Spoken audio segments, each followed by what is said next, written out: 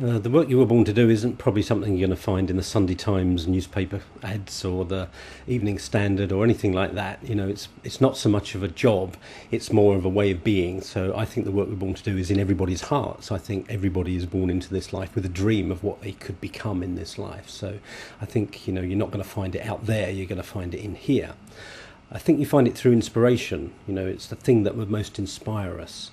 And I think why a lot of people miss it is because we may have resistance to it, but I think most people miss it because actually it would come very easily to them. And because of the Protestant work ethic, we value what's difficult for us and we tend not to value what's easy for us.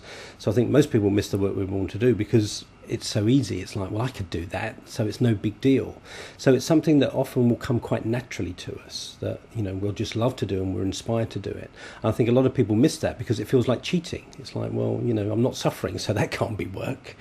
I think when you're doing the work you're born to do, it doesn't feel like it's work really, because you'll enjoy doing it. And I think a lot of people actually feel guilty about doing something that they enjoy and getting paid for it.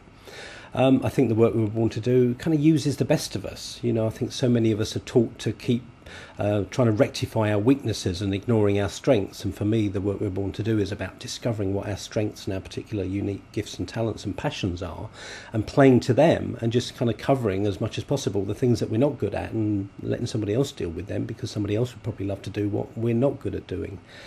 I think also the work we're born to do is a call to growth. I think often when we think about what we'd really love to do, we get a bit scared.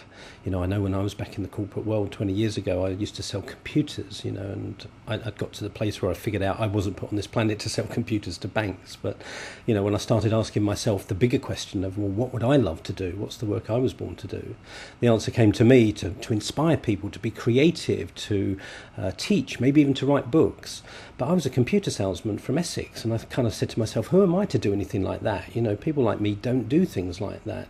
So I think we often don't recognise what it is that we were born to do because it feels like it's too big or too exciting or too scary for us. So that's why I think it's often a call to growth, is sometimes we do have an idea about what we'd love to do, but we just think it's a fantasy. We don't realise that it's a dream that we could actually bring into fruition.